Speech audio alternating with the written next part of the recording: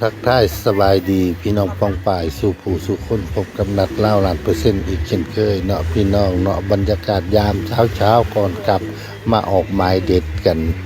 มาหา10ป่าทะเลพี่น้องมารีแลกซ์มาเอาบรรยากาศริมทะเลตอนเช้าเอามาฝากกันเนาะครับตัดเป็นคลิปยาวให้กันเบิ่งเนาะครับบรรยากาศดีมากก็เป็นปากอ่าวเนาะครับเนาะมีน้ำออกมาที่ไหลลงสู่ทะเลตรงนี้น่าจะมีพวกแพลงก์ต้นหรือน้ำจืดน้ำเค็มมาเจอกันแล้ว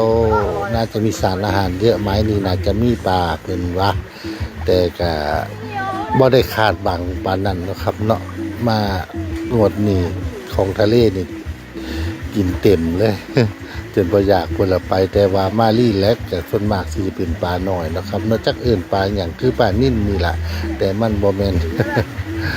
โตมันคือปลานิ่นน้อย แต่ว่ามันบ่แม่นมันมีจุดนะครับเนาะก็ได้มาหลายตัวก็นัดก็ได้ทายให้เบิ่งแค่เป็นบางส่วนนะครับเนาะเพราะว่าทางเข้าออกเนี่ยมันเป็นทางเรือผ่านเพราะฉะนั้นปลาใหญ่น่าจะอยู่กลางทะเลเบ็ดหรืออย่างต่างๆที่เอามา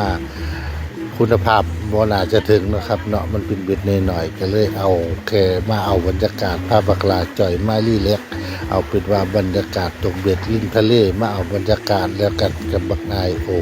เนาะกับเนาะต้องล่าแล้วเมืองตราดเนาะครับก็เลยตัดคลิปให้เบิ่งนี่เป็นคลิปช่วงเช้าๆเนาะครับเนาะแต่มาเอาอากาศก่อนเที่ยงบ่เป็นหยังครับมื้อนี้มีภารกิจต้องกลับกรุงเทพด่วนทักทายกันครับ